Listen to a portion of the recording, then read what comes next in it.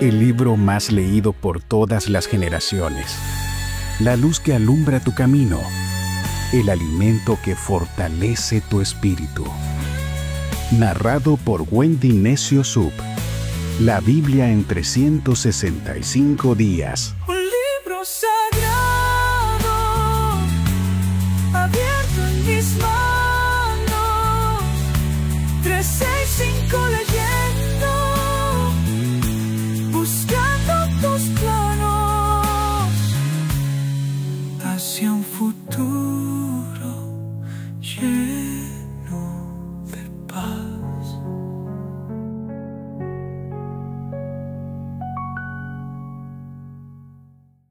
19 de febrero, día 50 de 365. Dios te sostiene de la mano. Hoy celebramos la perseverancia. Hemos llegado al día 50 del reto de la Biblia en 365 días. Y yo quiero felicitarte por continuar, felicitarte por no rendirte, felicitarte por ponerte al día, por no desistir. Cada capítulo leído, cada versículo meditado es un paso más hacia una relación más profunda con Dios. Hemos recorrido hasta ahora 177 capítulos de la Biblia, 5.166 versículos, y yo creo que esto solamente es obra de Dios. Esto no es un mérito propio, sino es un logro compartido. Es un testimonio de cómo Dios nos ha sostenido de la mano durante todos estos 50 días y nos guía por su camino. Si tú has llegado hasta aquí es porque su gracia te ha acompañado. Y estoy muy feliz porque hay algunos que decían, no creo ni siquiera poder leer un capítulo. Nunca antes había leído la Biblia. Me era complicado, me es difícil. Me parecía absurdo que yo pueda lograr algo. Pero al día 50 venimos leyendo la Biblia desde Colombia, muy juiciosos, desde México, arriba siempre cerquita de Dios, desde Estados Unidos, más unidos que nunca a Dios, desde Costa Rica, con pura vida abundante. Mis peruanos queridos, República Dominicana, desde Ecuador, desde Guatemala, desde Panamá, desde España, desde Chile, desde Argentina, desde Honduras, desde Paraguay, Puerto Rico, El Salvador, Bolivia, Canadá, Venezuela, Nicaragua, Australia, Brasil, Italia, Francia, Uruguay, Paraguay, Portugal, Malta, Rumania, Bélgica, Japón, Irlanda, Nueva Zelanda. Increíble, es increíble todo lo que Dios ha hecho en nosotros, todo el tiempo que le hemos dedicado a leer la Biblia, a mí me parece increíble. Es un sueño que hayamos logrado tanto en tan poco tiempo. ¿Qué les parece si me acompañan en una oración? Padre amado, hoy te damos las gracias porque nos sostienes en cada paso, en los días de ánimo y en los días de cansancio. En los días donde necesitamos nuevas fuerzas, tú siempre has estado fortaleciendo nuestras vidas.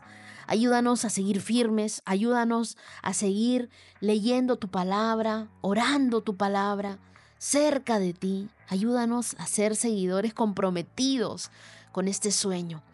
Pon en nuestro corazón tus sueños, tu propósito, tu llamado.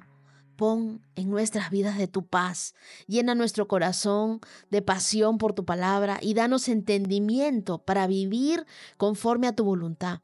Que este día 50 sea un recordatorio de que con tu ayuda nosotros podemos llegar hasta el final. Nosotros nos comprometemos, Dios, a leer la Biblia durante todo este año, a que continúes cambiando nuestras vidas. Y gracias, Dios, por hablarnos cada día. Gracias, Dios, por no dejarnos en ningún momento. Gracias, Dios, porque poner en nosotros el querer como el hacer. Gracias, Dios, por fortalecernos en los días difíciles. No habíamos podido lograr esto sin ti. Gracias, Dios. Gracias, Espíritu Santo. Oramos en el nombre de Jesús y las lecturas para el día de hoy las encontramos en Levítico capítulo 7 desde el verso 28 hasta el capítulo 9 verso 6, Marcos capítulo 3 verso 31 hasta el capítulo 4 verso 25, el Salmo 37 desde el verso 12 hasta el verso 29 y Proverbios capítulo 10, verso 5. Sigamos adelante, que Dios nos sigue sosteniendo. Comenzamos. Levítico capítulo 7, verso 28. Entonces el Señor le dijo a Moisés: da las siguientes instrucciones al pueblo de Israel. Cuando presentes una ofrenda de paz al Señor, lleva una parte como ofrenda al Señor. Preséntala al Señor con tus propias manos como una ofrenda especial para Él. Lleva la grasa del animal junto con el pecho y levanta el pecho como una ofrenda especial al Señor. Luego, el sacerdote quemará la grasa en el altar, pero el pecho le pertenecerá a Aarón y a sus descendientes. El muslo derecho de la ofrenda de paz se le dará al sacerdote como ofrenda. El muslo derecho siempre se le dará al sacerdote que ofrece la sangre y la grasa de la ofrenda de paz. Pues he apartado el pecho de la ofrenda especial y el muslo derecho de la ofrenda sagrada para los sacerdotes. Aarón y sus descendientes tendrán el derecho perpetuo de participar en las ofrendas de paz presentadas por el pueblo de Israel. Esta es la porción que les corresponde. Las ofrendas especiales presentadas al Señor fueron apartadas para Aarón y para sus descendientes desde el momento en el que fueron separados para servir al Señor como sacerdotes. En el día en el que fueron ungidos, el Señor le mandó a los israelitas que dieran estas porciones a los sacerdotes como parte perpetua de generación en generación. Esas son las instrucciones para la ofrenda quemada, la ofrenda de grano, la ofrenda por el pecado y la ofrenda por la culpa, así como la ofrenda de ordenación y la ofrenda de paz. El Señor le dio estas instrucciones a Moisés en el monte Sinaí, cuando les ordenó a los israelitas que presentaran sus ofrendas al Señor en el desierto de Sinaí. Levítico capítulo 8. Entonces el Señor le dijo a Moisés: trae a Aarón y a sus hijos, junto con sus vestiduras sagradas, el aceite de la unción, el becerro para la ofrenda por el pecado, los 2 carneros y la cesta con el pan preparado sin levadura, y convoca a toda la comunidad de Israel para que se reúna a la entrada del tabernáculo. Así que Moisés siguió las instrucciones del Señor y toda la comunidad se reunió a la entrada del tabernáculo. Moisés les anunció: esto es lo que el Señor nos ha ordenado que hagamos. Después presentó a Aarón y a sus hijos y los lavó con agua. Aarón le puso la túnica oficial y lo ciñó con una faja alrededor de la cintura. Lo vistió con el manto y le puso encima el efod bien asegurado con la faja decorativa. Después Moisés puso el pectoral sobre Aarón y colocó adentro el urín y el tumim. Además, puso el turbante sobre la cabeza de Aarón. En la parte delantera del turbante sujetó la medalla de oro, el símbolo de santidad, tal como el Señor lo había ordenado. Después Moisés tomó el aceite de la unción y ungió el tabernáculo y todo lo que había en él, y así lo santificó. Roció el altar 7 veces con el aceite, de esta manera lo ungió junto con todos los utensilios, al igual que el lavamanos y su base para santificarlos. Luego derramó un poco de aceite de la unción sobre la cabeza de Aarón y de esta manera lo ungió y lo santificó para su labor. Después Moisés presentó a los hijos de Aarón, los vistió con sus túnicas, las ató con las fajas y les colocó los gorros especiales tal como el Señor le había ordenado. Luego Moisés presentó el becerro para la ofrenda por el pecado. Aarón y sus hijos pusieron las manos sobre la cabeza del becerro. Moisés lo mató y tomó parte de la sangre y con su dedo la untó sobre los 4 cuernos del altar para purificarlo. Derramó el resto de la sangre al pie del altar. Mediante este proceso, al purificarlo, el altar quedó consagrado. Y después Moisés tomó toda la grasa que rodea las vísceras, el lóbulo del largo del hígado, los 2 riñones junto con la grasa que los rodea y los quemó sobre el altar. Luego tomó el resto del becerro, incluidos la piel, la carne y el estiércol, y lo quemó en el fuego fuera del campamento, tal como el Señor le había ordenado. Luego Moisés presentó el carnero para la ofrenda quemada. Aarón y sus hijos pusieron sus manos sobre la cabeza del carnero y Moisés lo mató. Y después tomó la sangre del carnero y la salpicó por todos lados del altar. Luego cortó el carnero en pedazos y quemó la cabeza, algunos de los pedazos y la grasa en el altar. Y después de lavar las vísceras y las patas con agua, Moisés quemó todo el carnero sobre el altar como una ofrenda quemada. Fue un aroma agradable, una ofrenda especial presentada al Señor, tal como el Señor le había ordenado. Después Moisés presentó el otro carnero, el de la ordenación. Aarón y sus hijos pusieron sus manos sobre la cabeza del carnero y Moisés lo mató. Después tomó un poco de la sangre y se la untó a Aarón en el lóbulo de la oreja derecha, en el pulgar de la mano derecha y en el dedo gordo de su pie derecho. A continuación, Moisés presentó a los hijos de Aarón y los untó un poco de sangre en el lóbulo de la oreja derecha, en el pulgar de la mano derecha y en el dedo gordo del pie derecho. Luego salpicó el resto de la sangre por todos lados del altar. Acto seguido, Moisés tomó la sangre del carnero, que incluye la grasa de la cola gorda, la que rodea las vísceras, el lóbulo largo del hígado, los 2 riñones con la grasa que los rodea, junto con el muslo derecho. Encima de estos puso un pan plano preparado sin levadura, un pan mezclado con aceite de oliva y una oblea untada con aceite de oliva. Estos panes los tomó de la cesta de los panes preparados sin levadura que se había colocado en la presencia del Señor. Entonces Moisés puso todas estas cosas en las manos de Aarón y sus hijos y las levantó al Señor como una ofrenda especial. Luego Moisés les quitó de las manos todas esas ofrendas y las quemó sobre el altar encima de la ofrenda quemada. Esta era la ofrenda de la ordenación, era un aroma agradable, una ofrenda especial presentada al Señor. Y después Moisés tomó el pecho y lo levantó como una ofrenda especial al Señor. Esta era la porción que le pertenecía a Moisés del carnero de la ordenación, tal como el Señor le había ordenado. A continuación, Moisés tomó un poco de aceite de la unción y algo de la sangre que estaba en el altar y los roció sobre Aarón y sus vestiduras y sobre los hijos de Aarón y sus vestiduras. De esta manera hizo santos a Aarón y a sus hijos junto con sus vestiduras. Después Moisés les dijo a Aarón y a sus hijos: hiervan el resto de la carne de las ofrendas a la entrada del tabernáculo y cómanla ahí mismo junto con el pan que está en la cesta de las ofrendas para la ordenación, tal como lo ordené cuando dije: Aarón y sus hijos se lo comerán.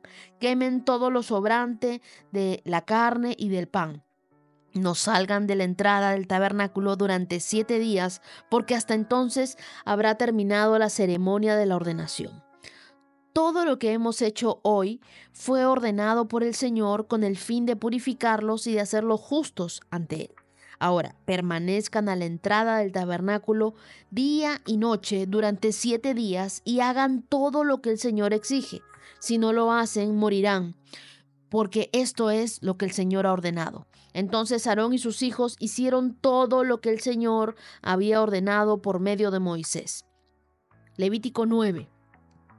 Al 8º día, después de la ceremonia de ordenación, Moisés reunió a Aarón y a sus hijos y a los ancianos de Israel y le dijo a Aarón: toma un ternero para una ofrenda por el pecado y un carnero para una ofrenda quemada, ambos sin defecto, y preséntalos al Señor. Luego dile a los israelitas: tomen un chivo como ofrenda por el pecado y también tomen un ternero y un cordero, ambos de 1 año sin defecto, para una ofrenda quemada. También tomen un toro y un carnero para una ofrenda de paz y harina humedecida con aceite de oliva para una ofrenda de grano. Presenten todas estas ofrendas al Señor, porque hoy el Señor se aparecerá a ustedes. Marquen esa parte, porque hoy el Señor se aparecerá a ustedes. Así que los israelitas presentaron todas estas cosas a la entrada del tabernáculo, tal como Moisés lo había mandado. Entonces toda la comunidad se acercó y permaneció de pie ante el Señor. Moisés dijo: esto es lo que el Señor les ha ordenado que hagan, porque la gloria del Señor se aparecerá ante ustedes. Marca también esa parte. La gloria del Señor se aparecerá ante ustedes. En Levítico 7:29 vemos que Dios estableció que una parte del sacrificio debía ser apartada específicamente para los sacerdotes, lo que nos recuerda que todo lo que tenemos le pertenece a Dios y devolverle una parte es un acto de adoración y de gratitud. Versos del 28 al 30 nos dicen que Dios le dijo a los israelitas que llevaran sus ofrendas de paz personalmente con sus propias manos. Y es que tenía que tomarles tiempo y tenía que tomarles esfuerzo expresar su gratitud a Dios. La adoración verdadera siempre nos lleva a dar lo mejor de nosotros para Dios. Y en el verso 34 vemos cómo una porción de esa ofrenda debía ser para quienes sirven a Dios. Debemos siempre dar y dar con generosidad. De eso vamos a estar hablando en el libro de los Salmos. Pero siempre da con generosidad tus ofrendas, sobre todo a quienes te ministran. Levítico 9, versos del 1 al 6 dice que Dios había prometido que su presencia se manifestaría. Y es hermoso ver cómo Dios siempre cumple lo que promete. Cuando nosotros obedecemos a Dios, su gloria se revela en tu vida. Entonces, vemos que la obediencia precede a la manifestación de la presencia de Dios. En Levítico 7 vemos que había una porción de la ofrenda para los sacerdotes. En Levítico 8, la ordenación de los sacerdotes. En el Levítico 9 es donde los sacerdotes comienzan a hacer su labor y es ahí donde Moisés le dice al pueblo: esto es lo que el Señor les ha ordenado que hagan para que la gloria del Señor se aparezca ante ustedes. ¿Tú quieres que la gloria de Dios se aparezca ante ti? Bueno, aprende a ser obediente, aprende a ser generoso, aprende a seguir las instrucciones de Dios tal como Él te ha dicho. Hacer las cosas tal y como Dios te dice que las hagas. No a tu manera ni a mi manera, tal como Dios pone en tu corazón. Hazle caso, obedécelo a Él. Ahora vamos al libro de Marcos, capítulo 3. Verso 31. Luego, la madre y los hermanos de Jesús vinieron a verlo y se quedaron afuera y le mandaron a decir que saliera para hablar con ellos. Había una multitud sentada alrededor de Jesús y alguien dijo: tu madre y tus hermanos están afuera y te llaman. Y Jesús respondió: ¿quién es mi madre? ¿Quiénes son mis hermanos? Entonces miró a los que estaban a su alrededor y dijo: miren, estos son mi madre y mis hermanos. Todo el que hace la voluntad de Dios es mi hermano y mi hermana y mi madre. Marcos capítulo 4. Una vez más, Jesús comenzó a enseñar a la orilla del lago. Pronto se reunió una gran multitud alrededor de él, así que entró en una barca, luego se sentó en la barca y mientras que toda la gente permanecía en la orilla, les enseñaba por medio de historias que contaba en forma de parábola como la siguiente. Escuchen, un agricultor salió a sembrar. A medida de que esparcía la semilla por el campo, algunas cayeron sobre el camino y los pájaros vinieron y se las comieron. Otras cayeron en tierra poco profunda, con roca debajo de ellas. Las semillas germinaron con rapidez porque la tierra era poco profunda. Pero pronto las plantas se marchitaron bajo el calor del sol y como no tenían raíces profundas, murieron. Otras semillas cayeron entre espinos, los cuales crecieron y ahogaron los brotes, así que esos brotes no produjeron grano. Pero otras semillas cayeron en tierra fértil y germinaron y crecieron y produjeron una cosecha de 30, 60 y hasta 100 veces más numerosa de lo que se había sembrado. Luego les dijo: el que tenga oídos para oír, que escuche y entienda. Más tarde, cuando Jesús se quedó a solas con los 12 discípulos y con las demás personas que se había reunido, le preguntaron el significado de las parábolas. Él contestó: a ustedes se les permite entender el secreto del reino de Dios, pero utilizo parábolas para hablarles a los de afuera, para que cumplan las escrituras. Cuando ellos vean lo que hago, no aprenderán nada. Cuando oigan lo que digo, no entenderán. De lo contrario, se volverían a mí y serían perdonados. Luego Jesús les dijo, si no pueden entender el significado de esta parábola, ¿cómo se entenderán las demás parábolas? El agricultor siembra las semillas al llevar la palabra de Dios a otros. Las semillas que cayeron en el camino representan a los que oyen el mensaje, pero enseguida viene Satanás y lo quita. Las semillas sobre la tierra rocosa representan a los que oyen el mensaje y de inmediato lo reciben con alegría, pero como no tienen raíces profundas, no duran mucho. En cuanto tienen problemas o son perseguidos por creer en la palabra de Dios, caen. Las semillas que cayeron entre los espinos representan a los que oyen la palabra de Dios, pero muy pronto el mensaje queda desplazado por las preocupaciones de esta vida, el atractivo de la riqueza y el deseo por otras cosas, así que no produce ningún fruto. Y las semillas que cayeron en buena tierra representan a los que oyen y aceptan la palabra de Dios y producen una cosecha 30, 60 y hasta 100 veces más numerosa de lo que se había sembrado. Entonces Jesús les preguntó, ¿acaso alguien encendería una lámpara y luego la pondría debajo de una canasta o de una cama? Claro que no. Una lámpara se coloca en un lugar alto donde su luz alumbre, pues todo lo que está escondido tarde o temprano se descubrirá y todo secreto saldrá a la luz. El que tenga oídos para oír, que escuche y entienda. Luego agregó, presten mucha atención a lo que oyen. Cuando más atentamente escuchen, tanto más entendimiento les será dado y se les dará aún más.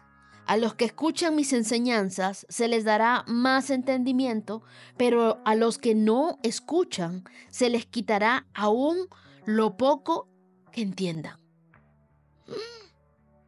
Estos dos versos, los finales, yo creo que son para nosotros como un regalo especial, un bonus track para nuestro día 50 leyendo la Biblia. ¿Por qué?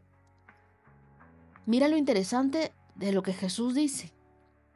A los que escuchan mis enseñanzas, se les dará más entendimiento. No sé si te ha pasado, a mí me pasa mucho, que estoy leyendo, yo antes no entendía Levítico para nada, me parecía un trabalenguas, me parecía leerlo rápidamente, leerlo de paporreta, pero cuando uno escucha las enseñanzas de Dios, se da cuenta que Dios comienza a traer entendimiento a su vida. Que Dios comienza a traer sabiduría y nos da una revelación que antes nunca habíamos tenido. Y la Biblia dice que a nosotros, a los que escuchamos su enseñanza, se nos dará más entendimiento. Hay personas que muchas veces me escriben y me dicen, "Ay, cómo me gustaría tener entendimiento. Antes no lo tenía. Llevo años siendo cristiano, pero nunca había logrado tener este entendimiento". Y el entendimiento viene con la lectura de la Biblia, con escuchar las enseñanzas. Nos comenzamos a llenar de fe y comienza a venir algo nuevo a nuestras vidas. Así que aquellos que pensaban, bueno, llevo 50 días leyendo la Biblia y no he recibido ningún regalo, ningún milagro. Aquí acabas de encontrar una promesa. Si tú escuchas las enseñanzas de Jesús, vas a recibir más entendimiento. El entendimiento que algunos tienen entenebrecido, que algunos tienen tapado, que no todos entienden lo que Jesús está diciendo, pero a ti sí te es revelado. Y vemos en Marcos capítulo 3, versos del 31 al 35, sobre el momento en el que Jesús habla de su verdadera familia. Me sorprendió mucho leer la forma en cómo Jesús redefine lo que significa la verdadera familia. No se trata solo de lazos sanguíneos, sino de una relación basada en hacer la voluntad de Dios. Es un llamado a vivir como hijos obedientes, recordando que nuestra identidad principal está en Cristo. Entonces, no es que en ese momento Jesús fue malcriado y rechazó a su madre y a sus hermanos, para nada. Lo que él estaba tratando de hacer es introducir a todos los que estaban escuchando la palabra. Y decía, todos ellos, todos son mi familia, somos familia porque somos hijos de un mismo Padre. Y en el verso 43 nos hablan sobre la parábola del sembrador, que es una hermosa parábola porque Jesús usa esta parábola para enseñarnos sobre las diferentes respuestas al mensaje del Evangelio. Las semillas caen en 4 tipos de terreno. Vas a enumerar cada terreno. El primer terreno son los de junto al camino. Son los que tienen el corazón endurecido, donde viene el enemigo y constantemente les roba la palabra. Pueden haber escuchado la Biblia en 365 días. Pueden haber hecho su devocional muy temprano en la mañana, pero permiten que algo les robe la palabra. Los haga caer, los aleje, trae culpa a sus vidas. Su corazón se endurece, dicen, no estoy aprendiendo nada, no siento nada. Se dejan guiar por emociones y están junto al camino. No están en el camino, están junto al camino. El segundo tipo de terreno es el terreno rocoso, que son los que reciben con entusiasmo la palabra, pero no tienen raíces. Entonces, ¿qué pasa cuando tú no tienes raíces? Te desanimas muy rápido. Son de los que comenzaron 1, 2, 3, 4, 5 de enero y al día de hoy ya se cansaron, lo dejaron o están constantemente poniéndose al día. Son los de terreno rocoso. El siguiente terreno es el terreno entre espinos, que son los corazones distraídos por las preocupaciones, por las riquezas del mundo, que constantemente, por más que viene la palabra, crece, pero se ahoga. No duran mucho. Qué pena. Y el cuarto tipo de terreno es la buena tierra, los corazones receptivos que producen un fruto abundante. Ese eres tú. Tú eres la buena tierra, el buen terreno. La condición del corazón determinará cuánto fruto dará la palabra en tu vida. Si tú quieres que Dios haga cosas nuevas en tu vida, debes preparar tu corazón siempre para recibir de la palabra de Dios. Debes estar siempre con expectativa de lo que Dios va a hablar a tu vida. No a todos Jesús les hablaba explicándoles las parábolas. No a todos Jesús les daba el tremendo banquete de su palabra. Algunos se los ocultaba, algunos les contaba solamente lo que necesitaban escuchar. Pero vemos cómo Jesús dice, la lámpara está puesta en alto para que alumbre.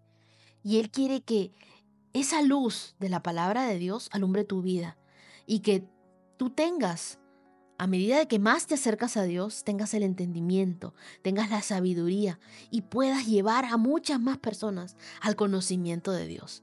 Yo oro para que tu vida sea una buena tierra, para que recibas una palabra y la medites. Esa palabra produzca fruto en ti. No te preocupes por el mañana, no te preocupes por qué vas a hacer. Todos los días que escuchas la palabra de Dios, dile, Señor, quiero que comience mi cambio. Quiero que me hables. Dispongo mi corazón para escuchar tu palabra y ser yo la buena tierra. Quiero que me hables y quiero que tu palabra, Señor, logre un cambio en mi vida. El que hasta ahora no había sucedido. Que tú hagas algo maravilloso en mí. Salmo 37, verso 12 hasta el 29. Los malvados conspiran contra los justos, les gruñen de manera desafiante. Pero el Señor simplemente se ríe, porque ve que el día de su juicio se acerca. Los perversos sacan sus espadas y ponen cuerdas a sus arcos para matar al pobre y al oprimido, para masacrar a los que hacen lo correcto. Pero sus espadas atravesarán su propio corazón y se les quebrarán los arcos. Es mejor ser justo y tener poco que ser malvado y rico. Pues la fuerza de los malvados será destrozada, pero el Señor cuida a los justos. Quiero que marques esa parte y debajo de justos pongas tu nombre. El Señor cuida y vas a poner ahí tu nombre. Día a día, el Señor cuida a los inocentes. Ellos recibirán una herencia que permanece para siempre. No serán avergonzados en tiempos difíciles. Hay personas que me escriben y me dicen, Wendy, no sabes, estoy pasando por un momento dificilísimo. Este verso es para ti. No serán avergonzados en tiempos difíciles. Tendrán más que suficiente aún en tiempo de hambre. Los perversos morirán. Los enemigos del Señor son como flores del campo. Desaparecerán como el humo. Los perversos piden prestado y nunca pagan. Pero los justos dan con generosidad. Los bendecidos por el Señor poseerán la tierra. Pero aquellos a quienes Él maldice morirán. El Señor dirige los pasos de los justos. Se deleita en cada detalle de su vida. Aunque tropiecen, nunca caerán, porque el Señor los sostiene de la mano. Por eso es el día de que el Señor nos sostiene de la mano. Una vez fui joven, ahora soy anciano. Sin embargo, nunca he visto abandonado al justo, ni a sus hijos mendigando pan. Los justos siempre prestan con generosidad, y sus hijos son una bendición. Aléjate del mal y haz el bien, y vivirás en la tierra para siempre, pues el Señor ama la justicia y nunca abandonará a los justos. Los mantendrá a salvo para siempre, pero los hijos de los perversos morirán. Los justos poseerán la tierra y vivirán allí para siempre. Cuando leemos el Salmo 37, recordamos que aunque los malvados tramen contra los justos, Dios sigue estando en control. Él defiende a los que confían en Él y provee para sus necesidades porque los sostiene de su mano. Entonces nada escapa de la soberanía de Dios. No te angusties por la injusticia. Dios siempre tiene la última palabra en tu vida. Dios no pierde batallas, solo Él espera el momento perfecto para llegar y actuar en tu vida. Dios pelea por ti y lo que el enemigo usa para hacerte daño, Dios lo convertirá en tu victoria. Y en el verso 16 y 17 vemos que el mundo nos cuenta que el éxito se mide por la cantidad de dinero o posesiones que uno tiene. Pero Dios nos enseña que la verdadera riqueza es una vida justa, una vida bendecida. Aunque el justo pase por dificultades, Dios lo sostiene. El verdadero tesoro no está en lo material, sino está en la presencia de Dios. El día de ayer hablábamos de que no permitas que nada apague tu relación con Dios. Que eso es lo más importante. Ese es tu verdadero tesoro, tu tiempo de intimidad con Dios. Él cuida de ti. Él no se ha olvidado de tus oraciones. Dios nunca te abandona. Aún en los momentos difíciles, cuando tú piensas que nada te sostiene, Dios proveerá. Dios estará contigo. Dios te sostiene de la mano. Él no te deja. El Salmo 37, en el verso 20, dice: los perversos morirán, los enemigos del Señor son como las flores del campo, desaparecerán como el humo. El mal no es eterno. La fidelidad de Dios, sí. Los perversos piden prestado, nunca pagan, pero los justos dan con generosidad. Cuando tú eres generoso, reflejas el corazón de Dios. Y Dios bendice a los de corazón generoso. La prosperidad se mide por lo que somos capaces de dar y no por lo que nosotros acumulamos. Así que si Dios te ha dado, es para que bendigas a otros. Y versos 25 y 26 es un recordatorio de la fidelidad de Dios, donde nos dice: no he visto abandonado al justo, no he visto a sus hijos mendigando pan. Los justos siempre prestan con generosidad y sus hijos son una bendición. Y es que Dios es fiel de generación en generación. Dios es justo, Dios te sostiene. Él está pendiente de cada detalle de tu vida. No vas a mendigar, no vas a estar abandonado, vas a estar con Dios. Así que su amor te sostiene y su fidelidad nunca te falla. Proverbios capítulo 10, verso 5 dice: el joven sabio cosecha en el verano, pero el que se duerme durante la siega es una vergüenza. Así que no posterguemos. Dios te da oportunidades que debes aprovechar con responsabilidad y esfuerzo. No desperdicies el hoy porque mañana no está garantizado. El éxito no ocurre por accidente. Es el resultado de tu preparación y de tu trabajo. El tiempo perdido nunca se recupera. Así que invierte en Dios, en tu comunión con Él, en estar cerca de Él. Y no olvides que Dios te sostiene de la mano. Día 50, check.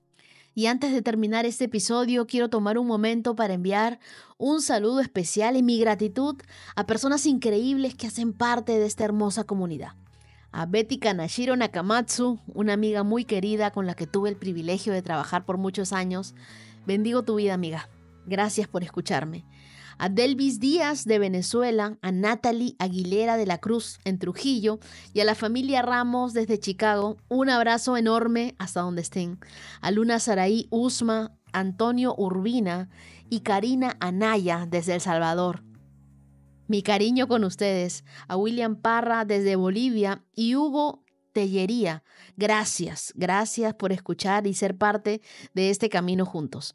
Un saludo muy especial a Marjorie Barrientos de Costa Rica y un enorme agradecimiento a su hermana Elizabeth, quien le compartió este podcast y lo escuchan juntas. Qué hermoso es ver que la familia se une para escuchar la Biblia. Eso me llena de felicidad. Y quiero expresar mi profunda gratitud a Dorcas por su audio, que realmente estremeció mi corazón, y a todos los niños de su bus en Guatemala que escuchan este podcast de la Biblia en 365 días. Todo mi cariño para ustedes, que Dios los bendiga, llene sus vidas de amor y de propósito. Sigamos firmes porque Dios nos sostiene de la mano. Nos escuchamos mañana con más de la palabra de Dios. Bendiciones. 365 con Dios, con Wendy Necio Sub.